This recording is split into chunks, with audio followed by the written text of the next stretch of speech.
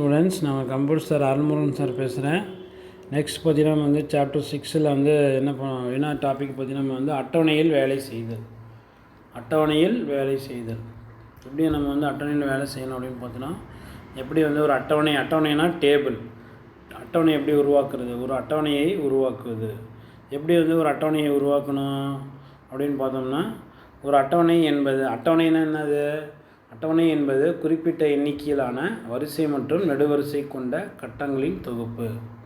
இப்போ பார்த்தீங்கன்னா நம்ம வந்து அட்டவணை அப்படின்னா என்ன சொல்கிறாங்கன்னா, அட்டவணை அப்படின்னா வந்து ஒரு அட்டவணை என்பது குறிப்பிட்ட எண்ணிக்கையிலான ஒரு குறிப்பிட்ட எண்ணிக்கை, ஒரு 5 10 15 அந்த குறிப்பிட்ட எண்ணிக்கையிலான இது பேர் வந்து வரிசை.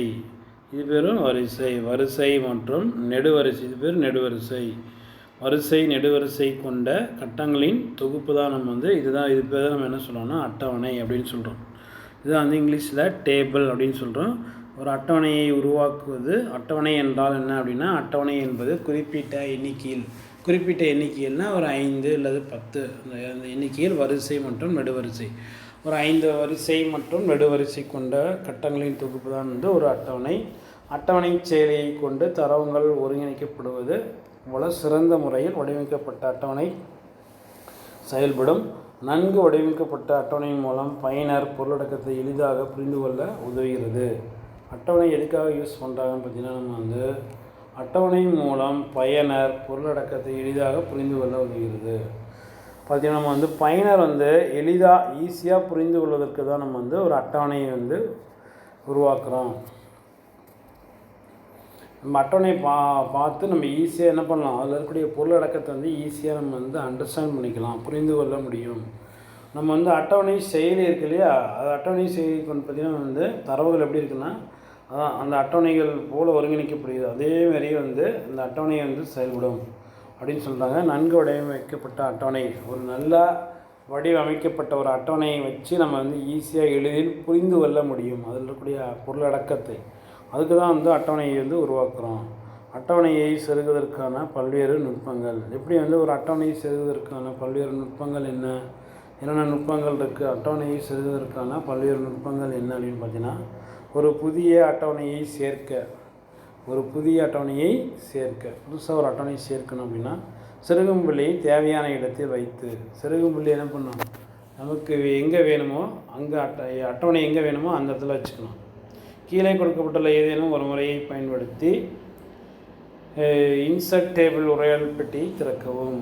நம்ம வந்து என்ன திறக்கணும், இன்சர்ட் டேபிள் உரையாடல் பெட்டி திறக்கலாம். இன்சர்ட் டேபிள் உரையாடல் பெட்டியை திறக்கலாம். அட்டவணையை உருவாக்க இரு வழிகள் உள்ளன. ஸோ என்னென்ன வழிகள் இருக்குது அப்படின்னு பார்த்தீங்கன்னா, நம்ம வந்து அட்டவணையை உருவாக்க 2 வழிகள் உள்ளன. அட்டவணையை உருவாக்க எத்தனை வழிகள்? 2 வழிகள் உள்ளன. ஒன்று வந்து அட்டவணை பணிக்குறியை பயன்படுத்துவது. புரியுதா? அட்டவணை பணிக்குறியை பயன்படுத்தி அட்டவணை எப்படி உருவாக்கும். அட்டவணையை உருவாக்கும் இடத்திற்கு செருகும் புள்ளியை கொண்டு செல்லவும். நம்ம அட்டவணையை வந்து எங்கே உருவாக்கும் இடம் எங்கே இருக்கோ அந்த இடத்துல கொண்டு போய் செருகும் புள்ளியை வைக்கணும். செந்திர கருவியில் பட்டியலில் உள்ள டேபிள் பணிக்குறியை கிளிக் செய்வோம். ஓகே, எந்த பணிக்குறி எங்கே இருக்குது? செந்திர கருவிப்பட்டி. அதில் வந்து டேபிள் பணிக்குறியை கிளிக் செய்வோம். ஸ்டாண்டர்ட் டூல்பாரில் போய்ட்டு டேபிள்னு ஒரு பணிக்குறி இருக்கும். இது பணிக்குறி பேர் டேபிள் பணிக்குறியின் வலதுபுறத்தில் உள்ள கீழ்நோக்கு அம்புக்குறியை கிளிக் செய்வோம். இந்த வலதுபுறம் வந்து ஒரு கீழ்நோக்கு அம்புக்குறி இருக்கும், அதை கிளிக் பண்ணும். இப்பொழுது தோன்றும் கீழிறங்கு பட்டியல் பெட்டி கொண்ட அட்டவணை கட்டங்களின் சுற்றலியின் உதவியுடன் தேவையான எண்ணிக்கையிலான வரிசை மற்றும் நெடுவரிசைகளை தேர்வு செய்து கொள்ளலாம். ஸோ நம்ம அது மூலயமா என்ன பண்ணணும் அப்படின்னு பார்த்தீங்கன்னா, நம்ம வந்து நமக்கு தேவையான வரிசை மற்றும் நெடுவரிசைகளை வந்து தேர்வு செய்து கொள்ளலாம். ஸோ அதில் வந்து எத்தனை வரிசை வேணும், எத்தனை நெடுவரிசை வேணும் அப்படிங்கிறத நம்ம வந்து செலக்ட் பண்ணிக்கலாம். செருகும் புள்ளியில் உள்ள இடத்தில் அட்டவணை தோன்றும். இப்போ செருகும் புள்ளி எங்கே இருக்குதோ இந்த இடத்துல என்ன ஆகும், அட்டவணை தோன்றும். அடுத்தது இன்சர்ட் டேபிள் உரையாடல் பெட்டி. நம்ம இன்சர்ட் டேபிள் உரையாடல் பெட்டி மூலமா வந்து நம்ம வந்து டேபிள் வந்து உருவாக்கலாம். நம்ம இன்சர்ட் டேபிள் உரையாடல் பெட்டியின் மூலம் ஒரு அட்டவணையை உருவாக்கும் போதும் நம்ம வந்து இன்சர்ட் டேபிள் உரையாடல் பெட்டியை யூஸ் பண்ணி இன்சர்ட் டேபிள் உரையாடல் பெட்டியை யூஸ் பண்ணி தான் நம்ம வந்து ஒரு அட்டவணையை வந்து உருவாக்குறோம்.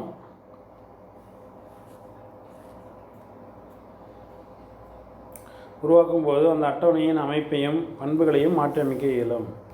நம்ம insert table dialog box use பண்ணி நம்ம வந்து அட்டவணை கிரியேட் பண்ணோம்னா பண்புகளையும் அமைப்பையும் என்ன பண்ணலாம், மாற்றி அமைச்சு கொள்ளலாம். டேபிள் இன்சர்ட் டேபிள், அதுக்கு என்ன கமெண்ட்டு, ஒரு நியூ வந்து ஒரு டேபிள் கிரியேட் பண்ணோம் அப்படின்னா வந்து டேபிள் இன்சர்ட் டேபிள் கிளிக் செய்யவும், அல்லது டேபிள் பணிக்குறியில் இடது கிளிக் செய்யவும். டேபிள் பணிக்குறின்னு இருக்கு இல்லையா, அதில் போய்ட்டு இடது கிளிக் செய்வோம். அப்படி இல்லைனா Ctrl+F2 என்பதை தேர்வு செய்வோம். Ctrl+F2 கொடுக்கலாம், டேபிள் பணிக்குறி கொடுக்கலாம், அல்லது இன்சர்ட் டேபிள் இன்சர்ட் டேபிள், இது மூணில் ஏதோ ஒன்று கொடுக்கலாம். கமெண்ட் என்ன கட்டளை பயன்படுத்தி அட்டவணையை உருவாக்கலாம்னா டேபிள் இன்சர்ட் டேபிள். என்ன பணிக்குறியை கிளிக் பண்ணணும்னா டேபிள் பணிக்குறி. என்ன குறுக்கோளி சாவி பயன்படுத்துனாங்கன்னா Ctrl+F12.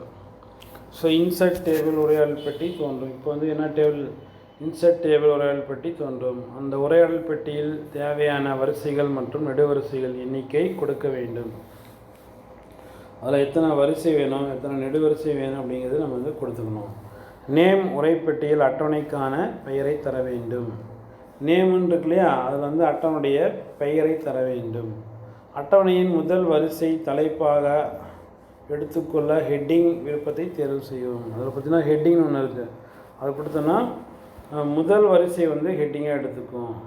ரிப்பீட் ஹெட்டிங் விருப்பத்தை தேர்வு செய்தால் அட்டவணை உள்ள எல்லா பக்கங்களிலும் தலைப்பு தோன்றும். ரிப்பீட்டிங் ஹெட்டிங் அப்படின்னு கொடுத்தோம்னா ஒரு அட்டவணை வந்து ரெண்டு பக்கத்துலேயும் வந்து தலைப்பு வந்து தோன்றும். அது வந்து பார்த்திங்கன்னா எல்லா பக்கத்துலேயும் தோன்றதுக்கு வந்து ரிப்பீட் ஹெட்டிங் கொடுத்துரும். டோன்ட் ஸ்ப்ளிட் டேபிள் விருப்பத்தை தேர்ந்தெடுத்தல். அட்டவணை ஒரு பக்கத்திற்கு மேல் பிரியாமல் ஒரே பக்கத்தில் அமைந்துவிடும். நம்ம பார்த்திங்கன்னா வந்து டோன்ட் ஸ்ப்ளிட் டேபிள் அப்படின்னா ஸ்ப்ளிட்னா வந்து ரெண்டாக பிரிக்கிறது. டோன்ட் ஸ்ப்ளிட்னா ரெண்டாக பிரிக்கிறது எல்லாமே ஒரு டேபிள் வந்து ஒரே பேஜில் ஒரே பக்கத்துக்கு வர மாதிரி பண்ணலாம். ஸோ டோன்ட்டு இப்போ ஸ்ப்ளிட் ஆகிடுச்சுன்னா வந்து ஃபஸ்ட் பேஜ்லேயே இருக்குது, செகண்ட் பேஜில் இருக்குது அப்படின்னு நம்ம ஒட்டுக்காக பார்க்க முடியாது. அதனால் வந்து நம்ம என்ன பண்ணோம், டேபிளை வந்து ஒரே பேஜில் வர மாதிரி வந்து நம்ம வந்து டேபிள் வச்சுக்கணும். நம்ம வந்து டோன்ட் ஸ்ப்ளிட் டேபிள் கொடுத்தோம் அப்படின்னா டேபிள் வந்து ஸ்ப்ளிட் ஆகாது, ஒரே பக்கத்துக்கு மேல் பிரியாமல் இருக்கும், ஒரே பக்கத்தில் அமைஞ்சிடும். அடுத்து பார்டர் தேர்வு பெட்டியை கிளிக் செய்தால் அட்டவணை எல்லையுடன் தோன்றும். நம்ம வந்து பார்டர் கொடுத்தோம் அப்படின்னா நம்ம அந்த டேபிளுக்கு நம்ம என்ன பார்டர் வேணுமோ அந்த பார்டர் வந்து நம்ம யூஸ் பண்ணிக்கலாம். பார்த்தீங்கன்னா நம்ம இப்போ சொன்னது எல்லாமே இருக்கும். இப்போ நேம்னு ஒரு பாக்ஸ் இருக்குது, அதில் போய் டேபிளுடைய நேம் கொடுக்கணும். காலம் ரோன்னு இருக்கு இல்லையா, அதில் வந்து வரிசை நெடுவரிசை எத்தனை 2 வரிசை 2 நெடுவரிசை இது வந்து டிஃபால்ட்டாக இருக்கும் அதில். ஸோ அடுத்தது பார்த்தீங்கன்னா நம்ம வந்து ஹெட்டிங் ஒன்று இருக்குது பார்த்தியா, ஹெட்டிங் கொடுக்குறோம்னா ரிப்பீட் ஹெட்டிங் ஒன்று இருக்கும் அதில். ஸோ அடுத்தது பார்த்தீங்கன்னா டோன்ட் ஸ்ப்ளிட் டேபிள் ஒன்று இருக்குது பாரு, அதை கிளிக் பண்ணலாம். பார்டர் இருக்குது, அதை கிளிக் பண்ணோம். பார்டர் வரும், டேபிளுக்கு பார்டர். ஸோ அடுத்து பார்த்திங்கன்னா நம்ம வந்து ஆட்டோ ஃபார்மேட் பொத்தானை அழுத்தினால் அதில் பார்த்திங்கன்னா ஆட்டோ ஃபார்மேட் பொத்தானை ஒன்று இருக்குது. ஆட்டோ ஃபார்மேட் பொத்தானை அழுத்தினால் ஆட்டோ ஃபார்மேட் உரையாடல் பெட்டி உள்ளது போல் தோன்றும். ஆட்டோ ஃபார்மேட் டயலாக் பாக்ஸ் தோன்றும். இதில் ஏற்கனவே வரையறுக்கப்பட்ட வடிவூட்டலிலிருந்து தேவையான வடிவூட்டலை தேர்ந்தெடுக்கலாம். ஏற்கனவே இது வந்து இதில் வந்து வடிவூட்டல் செஞ்சு வச்சுருப்பாங்க, அதில் நமக்கு தேவையான வடிவூட்டலை வந்து நம்ம என்ன பண்ணலாம், தேர்ந்தெடுக்கலாம். வரையறுக்கப்பட்ட வடிவூட்டல்கள் பயனருக்கு விருப்பமில்லை எனில் டேபிள் கருவிப்பட்டி உதவியுடன் பயனருக்கு விருப்பமான வடிவூட்டலை பெறலாம். ஸோ இதில் பார்த்திங்கன்னா நம்ம வந்து வரையறுக்கப்பட்ட வடிவூட்டல்கள் நமக்கு வந்து விருப்பம் இல்லைன்னு வச்சுக்கேன், டேபிள் கருவிப்பட்டியில் போயிட்டு நம்ம விருப்பமான ஒரு டேபிள் வந்து நம்ம வந்து உருவாக்கி கொள்ளலாம். இந்த கருவிப்பட்டியை திறக்க அட்டவணையில் உள்ள ஏதேனும் ஒரு சிற்றறையில் செருகும் புள்ளியை வைக்க வேண்டும். நம்ம டேபிளில் போயிட்டு நம்ம ஏதோ ஒரு டேபிளுக்குள்ளார போயிட்டு நம்ம வந்து மவுஸ் வச்சு கிளிக் பண்ணணும். போட்டோம்னா வியூவில் போயிட்டு டூல் பாரில் போயிட்டு டேபிள் அப்படின்னு கொடுத்தோம்னா இந்த டேபிள் ஃபார்மேட்டிங் கருவிப்பட்டி தோன்றும். டேபிள் ஃபார்மேட்டிங் கருவிப்பட்டி இதுதான் வந்து டேபிள் ஃபார்மேட்டிங் கருவிப்பட்டி. டேபிள் ஃபார்மேட்டிங் கருவிப்பட்டி இருக்கு இல்லையா, இது வந்து நம்ம வந்து இங்கே வச்சு மவுஸ் வச்சு கிளிக் பண்ணோம் அப்படின்னா நம்ம வந்து டேபிள் ஃபார்மேட்டிங் கருவிப்பட்டி தோன்றும். அதை வர வைக்கிறதுக்கு என்ன பண்ணணும், வியூவில் போயிட்டு டூல் பாரில் போயிட்டு டேபிள் என்ற கட்டளையை தேர்வு செய்ய வேண்டும். வியூவில் போயிட்டு டூல் பார் டேபிள் கொடுத்தீங்கன்னா இந்த டேபிள் ஃபார்மேட்டிங் டூல் பார் வந்து வந்துடும். இந்த கட்டளை அட்டவணை வடிவூட்டல் கருவிப்பட்டியை திரையில் காட்டும். இதன் மூலம் தேவையான வடிவூட்டலை செய்யலாம். ஸோ நம்ம இதை வச்சுட்டு நம்ம வந்து வடிவூட்டல் செஞ்சுக்கலாம்.